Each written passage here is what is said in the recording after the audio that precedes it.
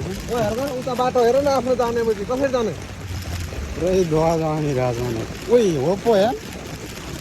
कसरी जाने त आम्मामा ऊ त्यो हेर होस्टेल सब डुबेको उयो घरहरू सब डुबे त झन्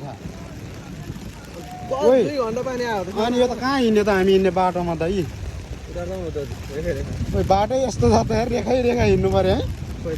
ओइ डुब्ला है ओइ फेरि त के गर्यो गाडी आम्मामा यार के हो यो ओ तेरी पानी त गाडी डुबाइरहेछ अनि ओइ के भयो त यस्तो